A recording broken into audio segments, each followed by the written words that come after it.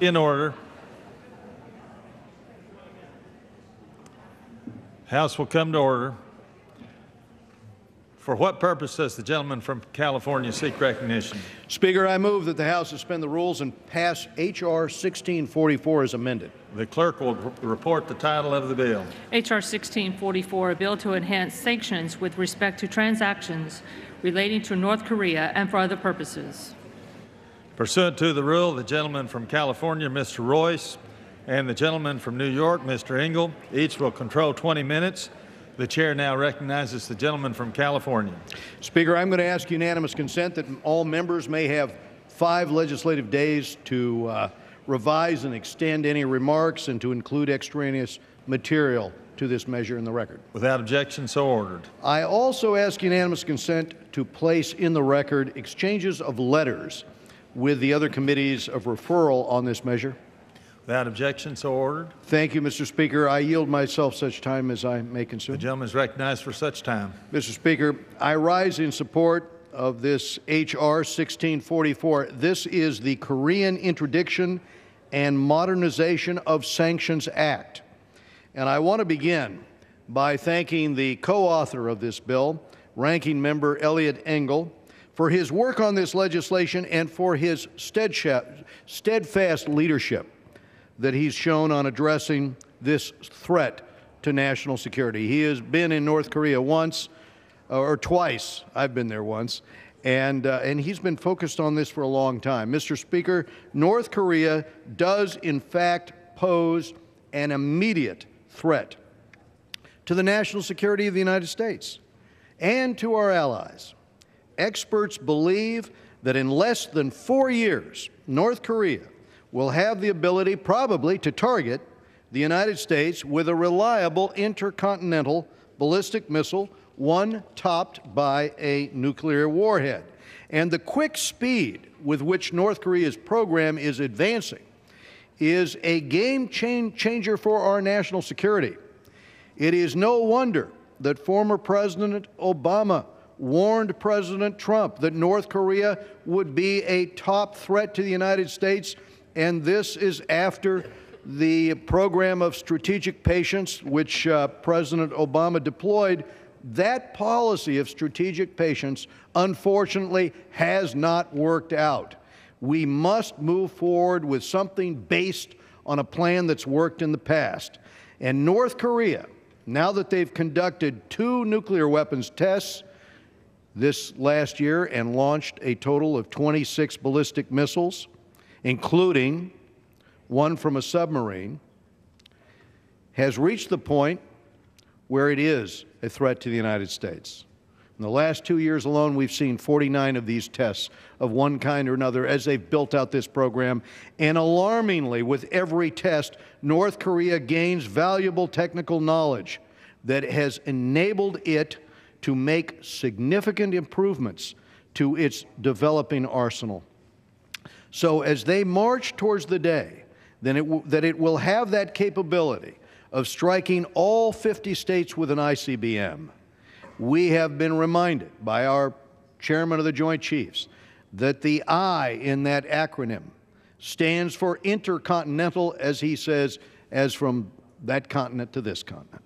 More immediately, these missiles gravely threaten our allies in South Korea and Japan. And it's a threat to the tens of thousands of U.S. servicemen serving in those countries. North Korea has been a major proliferator, cooperating on its nuclear and missile programs with the likes of Iran, of Syria, of Pakistan. I'll remind the members that they built a carbon copy of their nuclear program in Syria on the banks of the Euphrates River, and had it not been for the Israeli Defense Forces taking that facility out some years ago, we'd be wrestling right now with the question of whether that facility was in the hands of al-Nusra or in the hands of ISIS or in the hands of Hezbollah. So they are undermining U.S. security along with the entire global counter-proliferation system. So we can only guess the extent of the damage that is being done through illicit, undetected networks. Mr. Speaker, Congress has a chance to put North Korea policy on firmer ground. And this bill, this Korean Interdiction and Modernization of Sanctions Act, is a response to the immediate threat, and it builds upon the North Korean Sanctions and Policy Enactment Act, which was a bill authored by myself and Mr. Engel that was signed into law last Congress.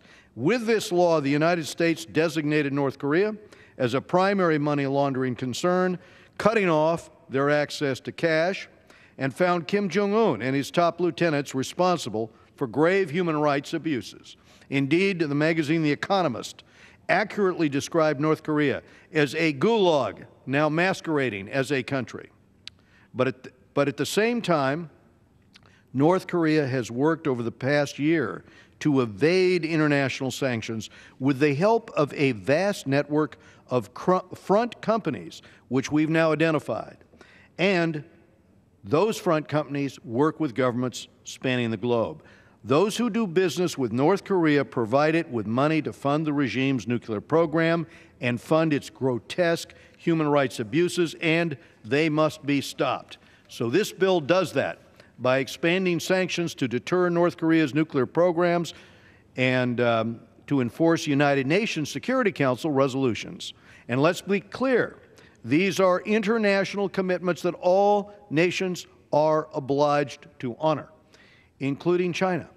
It targets those who employ North Korean slave labor overseas. Companies from Senegal to Qatar to Angola import these North Korean workers, who promptly send their salary back to the regime in North Korea, earning the regime billions of dollars in hard currency each year. This is money that Kim Jong-un uses to advance his nuclear and missile program and also pay his generals, buying their loyalty to his brutal regime. And that is what the high-level defectors that I met with say, so let's squeeze his purse. It cracks down on North Korean shipping and the use of international ports, restricting the regime's ability to ship weapons and other banned goods. And when we discover that foreign banks have helped Kim Jong-un skirt these sanctions, as some in China have repeatedly done, then we must give those banks and businesses a stark choice to do business with that regime in North Korea or the U.S. As we've heard from the new administration, this is a key focus of theirs. So, Mr. Speaker, this legislation gives the administration powerful new tools to protect the U.S. and our allies from the threat of North Korean nuclear missiles by going after those who enable the regime's aggression. And this shows the world that Congress stands ready to help the administration work with our allies and others to counter North Korea's belligerent behavior and maintain peace and stability in Northeast Asia. I urge my colleagues to vote yes on H.R. 1644 and reserve the balance of my time. The gentleman reserves the balance of his time. The gentleman from New York is recognized. Thank you, Mr. Speaker. I rise in strong support of this legislation. I yield myself as much time as I may consume. The gentleman is recognized for such time. Let me start by thanking our chairman on the Foreign Affairs Committee, Ed Royce of California. His personal commitment to this important issue is reflected by his long track record and leadership in crafting the legislation before us today. We have had innumerable talks about North Korea and the threat through the years, and Ed Royce has always been there at the forefront in this very important issue. I'm proud to be the lead Democratic co-sponsor of the bill. We stand on the floor today speaking in a unified, bipartisan voice about the threat that North Korea and the Kim regime pose to the United States, to our friends and allies, and to peace and stability across the globe. Already, Mr. Speaker, North Korea poses a potentially catastrophic danger to our closest allies in Northeast Asia, Japan and South Korea. And with each passing day, the reclusive regime in Pyongyang continues to make progress on nuclear and ballistic missile technology that could reach American soil. So this isn't a laughing matter. This isn't a matter about something that might happen.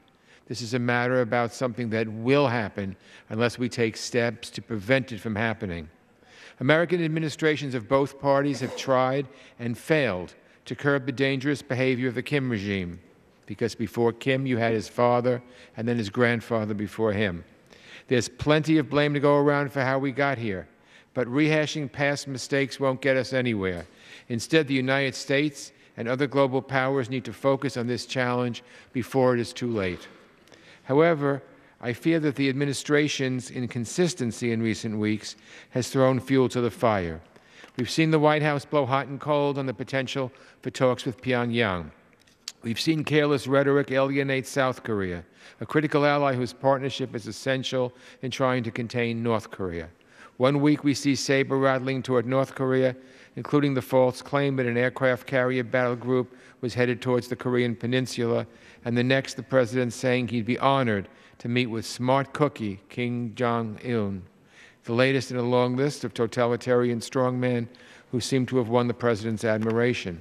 So we're sending mixed signals, Mr. Speaker, and the world is taking notice. Inconsistency on national security matters is not a foreign policy strategy that will succeed. When America appears confused or unmoored, it emboldens our adversaries and gives our friends and allies pause. And when we're talking about nuclear weapons, there's simply no margin for error. Fortunately, in this Congress, our priorities are clear. Work with China and our close partners in the region, and dial up pressure on the Kim regime to return to the negotiating table. Last year, under Chairman Royce's leadership, we passed the sanctions bill that President Obama signed into law. Kim Jong-un is exceedingly crafty. His regime has become increasingly effective at evading international sanctions. When we make sanctions tougher, they come up with new ways to get around them. Phony bank accounts, fake companies overseas, shipments under foreign flags. So we need to go back to the well to close the loopholes that the regime exploits. That's what this measure does. It dials up sanctions on those who do business with the Kim regime, hopefully making them think twice before providing cover to one of the most brutal human rights abuses in the world and the nuclear ambitions of the leader of that country. If you buy certain materials, like metals or minerals from North Korea, if you sell fuel that the North Korean military can use, if you have a role in maintaining overseas bank accounts, or ensuring the ships Pyongyang uses to evade the law, then you're going to get caught up in these new sanctions. If you ignore the UN's limits on importing North Korean coal or iron, or try to buy cheap textiles or fishing rights from the government, or help the Kim regime conduct business online, you'll be subject to additional scrutiny with this legislation. With this bill, we'll target those who use North Korea forced labor, a gross human rights abuse, and a cash cow for the regime. We'll consider limiting certain types of assistance to countries buying or selling military equipment to Pyongyang. And in light of the recent public assassination of Kim Jong-un's half-brother and other nefarious activities, we require the State Department to take a hard look at whether North Korea should be put back on the state sponsor of terror list. The Kim regime must be made to understand that we will not back down in our effort to cut off support for its dangerous activities. Every time they cut another corner, we'll put up another roadblock. We will come after them again and again and again until they realize there's no option but to sit down and negotiate. As we've seen, it won't be an easy process. Making real progress on complex global issues really is. Reckless threats and bombastic talk usually make matters worse, especially when you're dealing with an unpredictable and impulsive leader. So the stakes are very high. No one wants to see war on the Korean Peninsula, least of all the 25 million people in Seoul and the nearly 30,000 United States troops who are in Pyongyang sites every single day. So we need to remain focused with clarity of purpose in order to get the results we all want. This bipartisan bill builds on our record in the House of grappling with this challenge. I'm glad to join with Chairman Royce in this effort. I fully support this bill, and I reserve the balance of my time. The gentleman from New York reserves the balance of his time. The gentleman from California is recognized. I yield 2 minutes to the gentleman from Ohio, Mr. Shabbat, a senior member of the Committee on Foreign Affairs. The gentleman from Ohio is recognized for 2 minutes. I thank the gentleman for yielding. Mr. Speaker, I rise today in support of H.R. 1644, the Korean Interdiction and Modernization of Sanctions Act. Kim Jong-un murdered his uncle. He murdered his brother. And he and his father and his grandfather were responsible for the deaths of hundreds of thousands, probably millions, of their own people. Now this ruthless tyrant is trying to develop long-range nuclear weapons that very soon could reach the United States. Let me be clear. North Korea is a threat to the security of the United States of America. It's a threat to our allies. It's a threat to the world. As long as North Korea has nuclear weapons, the world is not safe. For far too long, we've done very little to deter the Kim regime's persistent march in the development of its nuclear weapons program. That changes today. The Kim regime's nuclear program lives and dies by its access to hard currency. North Korea acquires that hard currency from various sources. We know that China is the worst offender, but China is not the only bad actor. Terrorist networks around the world purchase weapons and technology and training from North Korea, and North Korea in exchange gets that money, the hard currency that it needs. Autocrats like the Congo's Joseph Kabila have long reasoned that no one would actually enforce the arms embargo currently against North Korea. They continue to support the Kim regime and its nuclear program with no consequence. This bill would put a stop to that. It requires that the president cut off bad actors from our financial system. No more transactions in dollars. No more using banks that serve U.S. customers. The Kim regime will know that we are finally serious. I want to thank Chairman Royce for his leadership on this, Ranking Member Engel, and also the Subcommittee Chairman, Mr. Yoho, and Mr. Sherman for the leadership. This is critical legislation. North Korea has been getting away with murder, literally, for far too long in their own country. We need to make sure that hundreds of thousands, perhaps millions of Americans are not their lives wiped out by North Korea sometime in the very near future if we do not push back and actually stop their nuclear weapons program, particularly the ballistic missile system that they're trying to develop. I yield back. Thank you. The time of the gentleman has expired. The gentleman from New York is recognized. Mr. Speaker, it's my pleasure now to yield 3 minutes to the ranking member of the Asia Subcommittee of the Foreign Affairs Committee, Mr. Sherman of California. The gentleman from California is recognized for 3 minutes. Mr. Speaker, I rise in strong support of H.R. 1644, the Korean Interdiction and Modernization of Sanctions Act. This bill was introduced by the chair and ranking member of the full committee, Mr. Royce and Mr. Engel, and by the chair and ranking member of the Asia Subcommittee, Mr. Yoho, and myself. It is a clear example of bipartisanship the way it should be here in the House of Representatives. North Korea continues to act as a state sponsor of terrorism, test ballistic missiles, conduct cyber warfare, build nuclear weapons, and threaten the United States and our allies. We need a strategy to confront North Korea.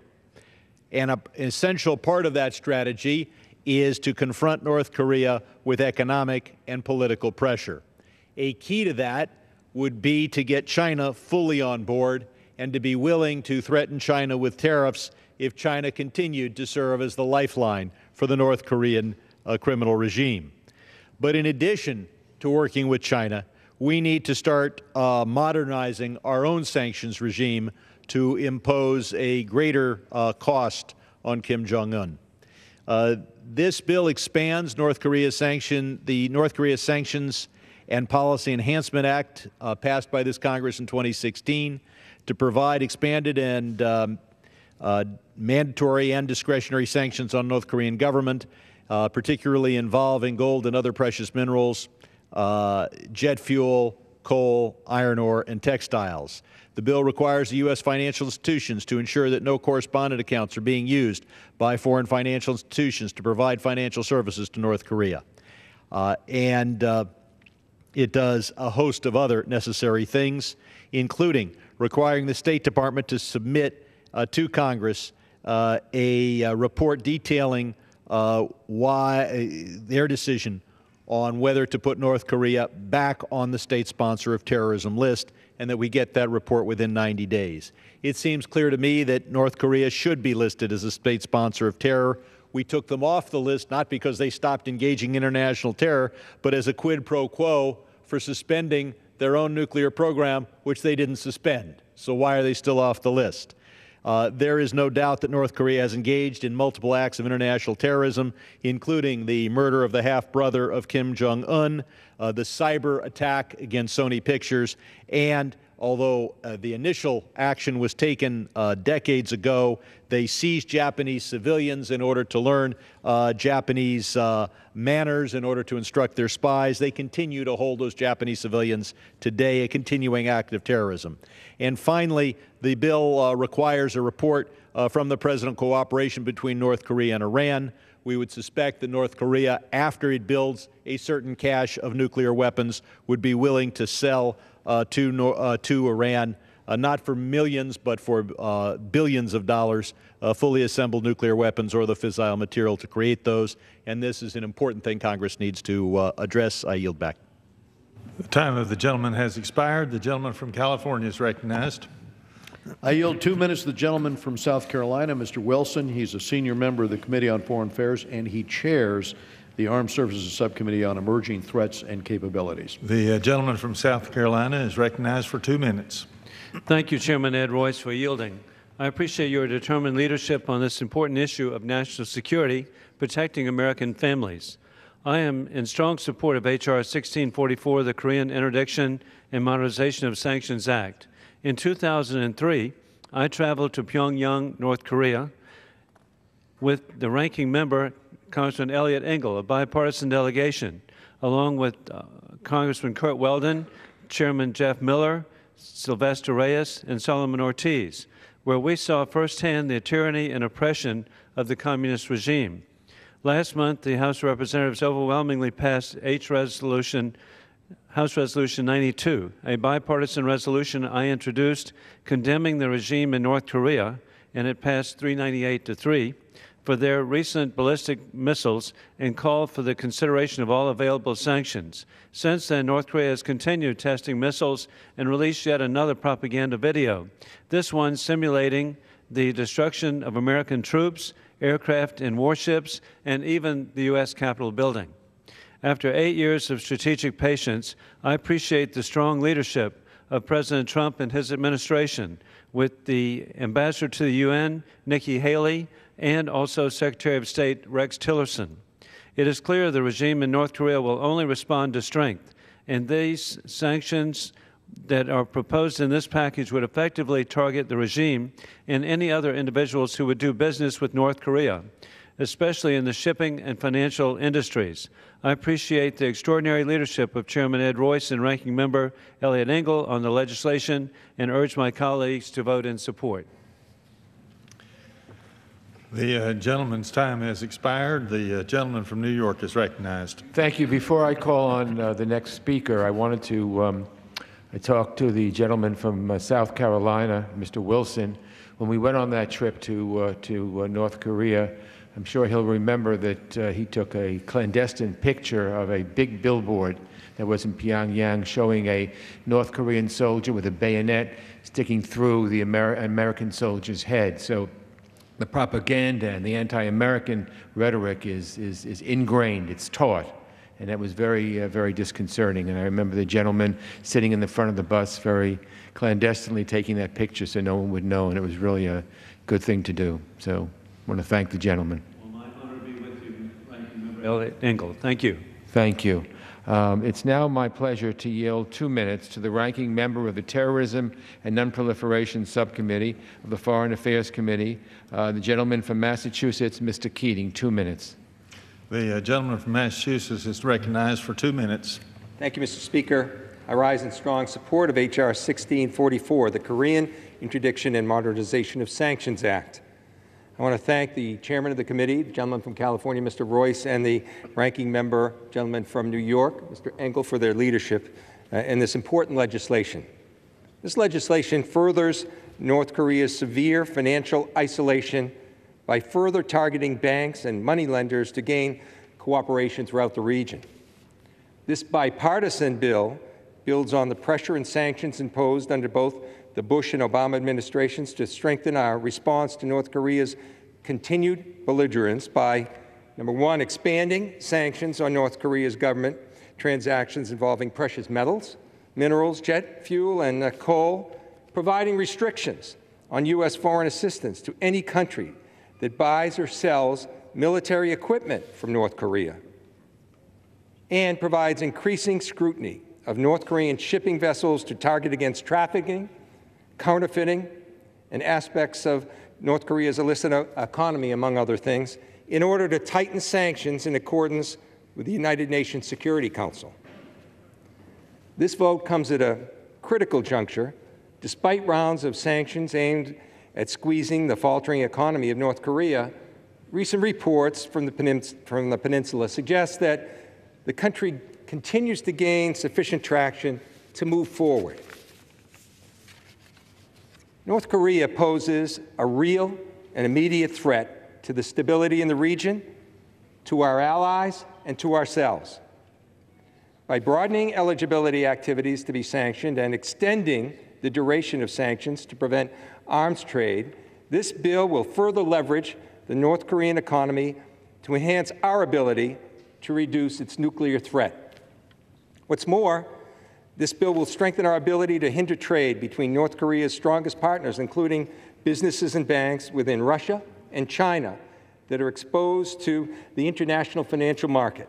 In the face of growing uncertainty and seeming lack of clarity surrounding the current administration's plan towards North Korea, this act demonstrates the strong, bipartisan, and resolute stance of this Congress in the face of increased provocative and aggressive actions by North Korea. As an original sponsor of the unprecedented legislation signed into law last year that sanctioned North Korea for its egregious human rights violations, I'm proud to now support this critical legislation and urge my colleagues to do the same. I yield back. The time of the gentleman has expired. The gentleman from California is recognized. I yield 2.5 minutes to the gentleman from Texas, Judge Poe, Chairman of the House Foreign Affairs Subcommittee on Terrorism, Nonproliferation, and Trade. The gentleman from Texas is recognized for 2.5 minutes. I thank the Chairman and Ranking Member for sponsoring this legislation. Mr. Speaker, a few years ago, North Korea ordered its missile units on standby to strike the United States. Little Kim, as I call him, and his generals convened a press conference and displayed a chart of what they called U.S. mainland strike plan. The attack plan targeted several major United States population centers, including Austin, Texas. Mr. Speaker, I'm personally offended by that. At the time of this plan, it was ridiculed by international media. After all, the administration was pursuing a passive strategic patience plan. But now experts say that in less than 4 years, North Korea will have intercontinental ballistic missiles capable of raining down nuclear weapons on the entire United States. North Korea is making steady progress on its nuclear program. It conducted 2 nuclear tests in 2016 alone. So the time has come to tighten the noose on Little Kim. We need to choke off the sources of his ill-gotten gain, and these sanctions will help do that. This bill expands sanctions to target some of the regime's most lucrative sources of revenue. It also requires the State Department to reassess whether North Korea should be placed back on the state sponsor of terrorism list. I think that is long overdue. Little Kim has earned the distinction of being a worldwide terrorist. So Little Kim means it when he says he wants to destroy the United States. He even wants to put ICBMs in submarines and send them off the coast of California. He cannot be allowed to do this mischief. He needs to know the United States means it when we say that we will protect the American people. And that's just the way it is. The gentleman yields back the balance of his time. The gentleman from New York is recognized. Yes, I now yield 2 minutes to my friend Mr. Connolly, the co-chair of the Korea Caucus and respected member of the Foreign Affairs Committee. The gentleman from Virginia is recognized for 2 minutes. Thank you, Mr. Speaker, and I thank my good friend from New York, our very distinguished ranking member. I rise today in support of H.R. 1644, the Korean Interdiction and Modernization of Sanctions Act, and I'm pleased to co-sponsor it with an act that updates and expands North Korea's sanctions policy that was enacted just last year. It's undeniable that North Korea's nuclear and ballistic missile programs have accelerated in recent years. In 2016 alone, the regime conducted 2 nuclear tests and more than 20 missile tests. In response to this threat, the U.S. help negotiate the passage of the UN Security Council Resolutions 2270 and 2231 to strengthen UN sanctions against the regime. H.R. 1644 builds on those Security Council resolutions by expanding mandatory and discretionary sanctions and authorizing new sanctions provisions related to evasion and the use of North Korean exported labor, correspondent banking, and trade in oil, textiles, food, and agricultural products. For example, if someone knowingly transfers significant amounts of jet fuel to North Korea, say, then the President could freeze that person's assets that come within the jurisdiction of the United States. Vessels that use North Korea ports will be banned from entering U.S. waters or using U.S. ports. The bill also establishes restrictions on the use of foreign assistance to any country that violates these provisions. I want to thank the Chairman and the Ranking Member for their leadership and for including my amendment, which will ensure that U.S. sanctions against North Korea do not impede the provision of vital U.S. assistance to developing countries for maternal and child health, disease prevention, and response. U.S. sanctions are necessary, but they are not a complete tool to address the threat of North Korea's impending nuclear development program. The U.S. must undertake a rigorous diplomatic effort to urge the global community, and China in particular, to use their goodwill, their leverage, to enforce international sanctions and to get North Korea back to the negotiating table. The Korean Peninsula remains one of the most dangerous flashpoints in the world. President Trump, sadly, I think, has escalated regional tensions by sending mixed signals about the location of U.S. military assets, about his views, as the Ranking Member said, about Kim Jong-un, and about how best the United States ought to respond, that we're going to disabuse ourselves of the previous policy, which seems to mean the only policy left is kinetic, a military option. I don't think that makes anything better in the Korean Peninsula. I thank the leaders for this effort. I think it's the right way to go. I support it fully, and I yield back. The time of the gentleman has expired. The gentleman from California is recognized. I yield 3 minutes to the gentleman from Florida, Mr. Yoho, Chairman of the Foreign Affairs Subcommittee on Asia and the Pacific, and a co-author of this bill. The gentleman from Florida is recognized for 3 minutes. Thank you, Mr. Speaker. I rise today in strong support of the Korea Interdiction and Modernization Sanctions Act, H.R. 1644, the KIMS Act. I'd like to thank Chairman Royce for his leadership in guiding this bill through the Foreign Affairs Committee and the original co-sponsors of this bill, Ranking Member Engel and Congressman Sherman, who serve alongside me as the Ranking Member of the Asia Pacific Subcommittee. I would also like to thank the Chairman and Ranking Member for accepting my amendments to this bill that targets the ability of leaders like those of the Democratic Republic of Congo that have been buying North Korean arms for years with impunity, supplying a means of income for the North Korea regime to fund their nuclear program and the regime of terror and provocations. Mr. Speaker, North Korea's nuclear program has never been a bigger threat, and we need to respond with all the tools at our disposal. After all, the world community is against nuclear proliferation from any country, so the world's community should support the United States preventing North Korea's nuclear program. If anything, Pyongyang has dramatically accelerated its belligerent behavior, conducting 2 nuclear tests and 24 missile launches last year. Speaking before the UN Security Council, Secretary Tillerson was right when he said that the threat of a North Korea nuclear attack on Seoul or Tokyo is very real. That is why it is so important that Congress, as we are doing here today, continue to apply pressure on Pyongyang, providing the administration with the tools it needs to deprive the Kim regime of the hard currency it depends on to feed its illicit weapons program. Importantly, this measure will advance the national security interests of not just the United States and the Korean Peninsula, but of the whole Asia-Pacific region, and will contribute to regional security by targeting North Korea's abhorrent slave labor, which is estimated at bringing in as much as $230 million each year. There are precious few non-military tools left for managing the security situation on the Korean Peninsula. Financial sanctions are the most important and effective of these tools. By advancing this legislation, the House will continue its critical work to ensure our country has the necessary authorities and mandates in place to ensure our financial measures are effective. A peaceful outcome on the peninsula depends on inflicting enough pressure on Kim to force him to make the hard but smart choices. This bill will affect him where it hurts, in his bank accounts. Again, I commend Chairman Royce and Ranking Member Engel for their contributions and leadership on this important legislation. I urge my colleagues to support this bill, and I yield back, and I thank the Speaker. The gentleman from Florida yields back. The gentleman from New York is recognized. Mr. Speaker, it's my pleasure to now yield 2 minutes to the co-chair of the Japan Caucus, a very respected member of our Foreign Affairs Committee, member of the Intelligence Committee, Mr. Castro of Texas. The gentleman from Texas is recognized for 2 minutes. Thank you, Chair. Thank you, Ranking Member Engel, for yielding me this time. I rise in support of H.R. 1644, the Korean Interdiction and Modernization of Sanctions Act, legislation that would more effectively cut off the Kim regime's access to hard currency and equipment for its ballistic missile and nuclear programs.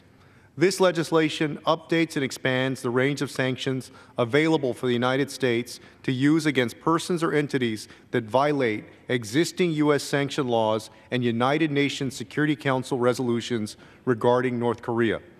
The bill also requires the President to report to Congress on foreign countries' compliance with those Security Council resolutions. The United States is determined to preserve the stability in the Asia-Pacific region. Our nation will uphold its treaty commitments to Japan and South Korea and will defend their security in the face of the North Korean threat. I urge my colleagues to join me and vote in favor of this legislation, which makes clear that the United States will target individuals, companies, and banks that continue to do business with North Korea. Thank you. I yield back, Speaker. The gentleman from Texas yields back. The gentleman from California is recognized. I'll continue to reserve. The gentleman continues to reserve. The gentleman from New York is recognized. Thank you, Mr. Speaker. It's now my pleasure to yield 2 minutes to distinguished member from Texas, Mr. Lloyd Doggett. The gentleman from Texas is recognized for 2 minutes. Thank you. I commend the leaders of the Foreign Affairs Committee for their leadership on this important matter. We need stronger international action like this to send a message to the North Korean regime. Our sanctions approach should be at least as strong against North Korea as it has been against Iran. And to be effective, sanctions must include all countries. Chinese trade during the last year with North Korea has actually increased. It's clear that it's shirking its responsibility. If it were to limit energy and access to hard currency reserves to North Korea, the regime would likely collapse. Intensified sanctions of the type contemplated by this measure are particularly important because of all the recent saber rattling from Donald Trump. We have no acceptable military solution. Any military attack on North Korea would result in the death of hundreds of thousands, if not millions, of the 25 million Koreans in the greater Seoul area and the over 100,000 Americans that are in that region. Only this week, General McMaster, President Trump's national security advisor, conceded that a preventive military strike would result in a human catastrophe. We cannot eliminate the risk of North Korea, but we can better manage it, and this measure is a step in the right direction. The arsenal of our democracy is more than just our military might. Let's apply every bit of international pressure possible and hope that the great self-described deal maker Donald J. Trump can begin direct negotiations to secure an agreement with North Korea that achieves at least as much as President Obama did with Iran. And I yield back. Gentleman yields back. The gentleman from California is recognized. I'll continue to reserve. The gentleman from California continues to reserve. The gentleman from New York is recognized. Yes, Mr. Speaker, may I ask how much time is available to both of us? The gentleman from New York has 3.5 minutes remaining. Okay, then it's my pleasure to The yield. gentleman from California has 4.5 minutes remaining. So it's my pleasure to yield 1 minute to the gentlewoman from Florida, a very respected and hardworking member of the Foreign Affairs Committee, Ms. Lois Frankel. The gentlewoman from Florida is recognized for 1 minute. I thank my colleague from New York, and I just returned from a trip to South Korea and Japan, a bipartisan trip, where we focused on the dangers of North Korea. And first, I want to just say what became very clear to us is how important our relationship is with South Korea and Japan, both economically and for our national security. We sat in roundtable discussions with scholars, ambassadors, military leaders from the United States, Japan, South Korea, and China. And I will tell you, one thing was unanimous in the thinking. A preemptive military strike right now on our part would be catastrophic. Catastrophic not only to our friends in South Korea, the millions that live there, our friends in Japan, but the hundreds of thousands of American citizens and our military personnel. So I urge my colleagues to support this good bill, and I thank our chair and our ranking member for your good work. And I yield back. Gentlelady yields back. The gentleman from California is recognized. The gentleman from California continues to reserve. The gentleman from New York is recognized. Thank you, Mr. Speaker. I'll close now. And I want to close by the way I opened. I want to again thank Chairman Royce for authoring this measure and for his hard work. One of the things I've been most proud about as the ranking member of the Foreign Affairs Committee is the collaborative work that the chairman and I have done together in passing so many bills with both our names. It's what the American people want us to do, and I think the Foreign Affairs Committee is a great example of what the American people, how the American people want Congress to work together. And this bill is exactly a product of that, of working together.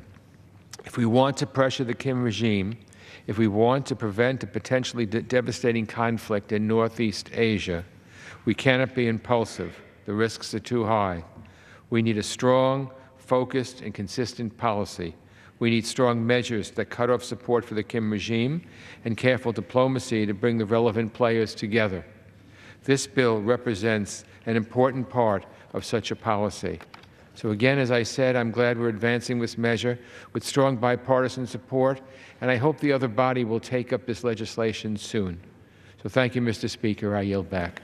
The gentleman from New York yields back the time of the minority, and the gentleman from California is recognized for to close debate on this bill. Well, thank you, Mr. Speaker, and I thank my colleague, Mr. Engel. And I will return to this theme about the urgent threat that the United States and our allies face here.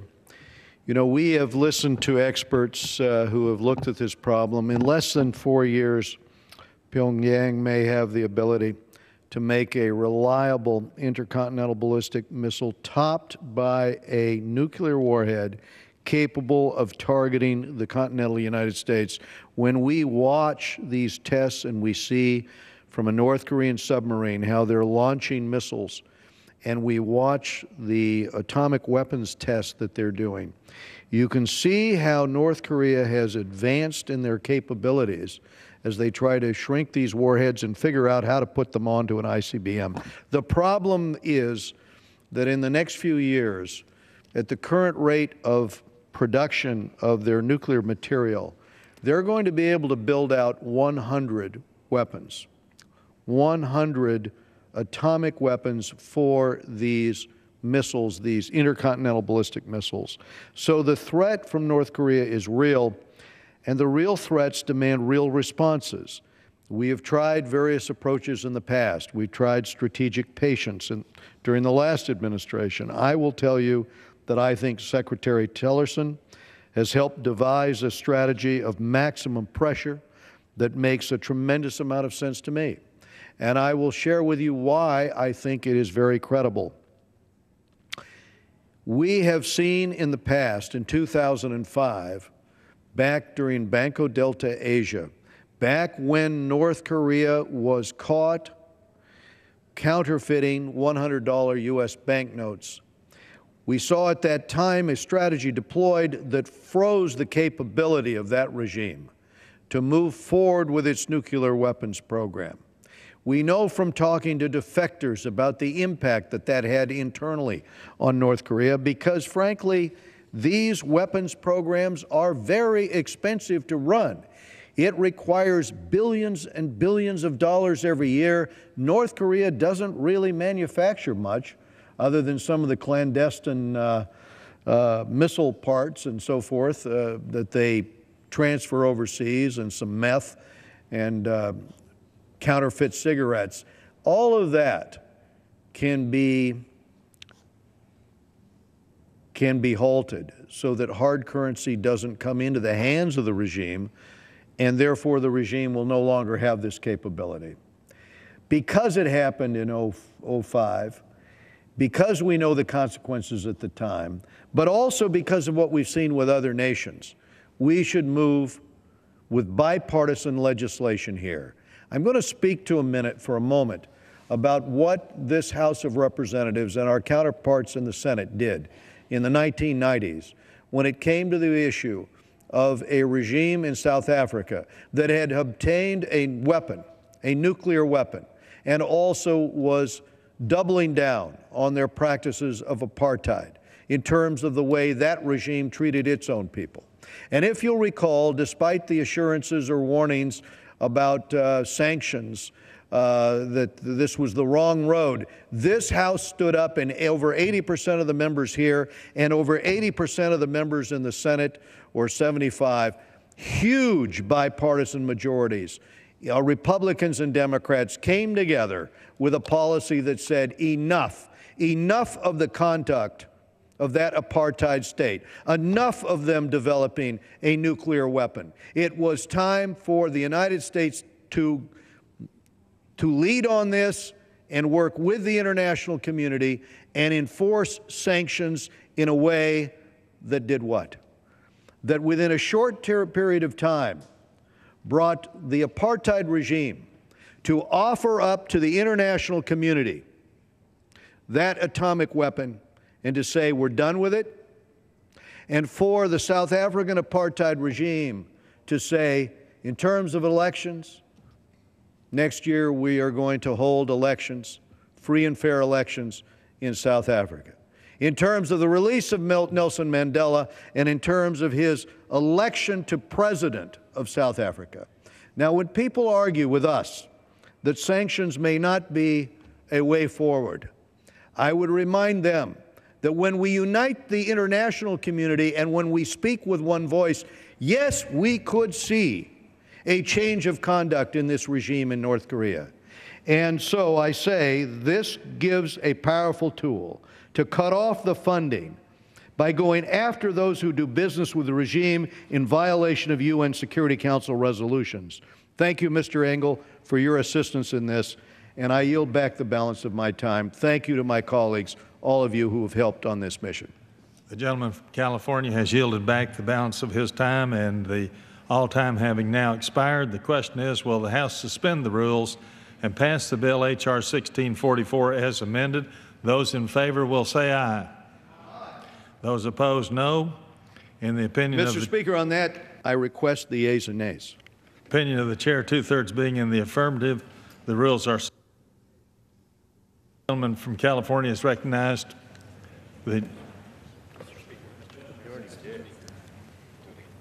Mr. Speaker, again on that I had requested the yeas and nays. The yeas and nays are requested. All those in favor of taking this vote by the yeas and nays will rise and remain standing until counted. A sufficient number having risen, the yeas and nays are ordered pursuant to Clause 8 of Rule 20. Further proceedings on this question will be postponed.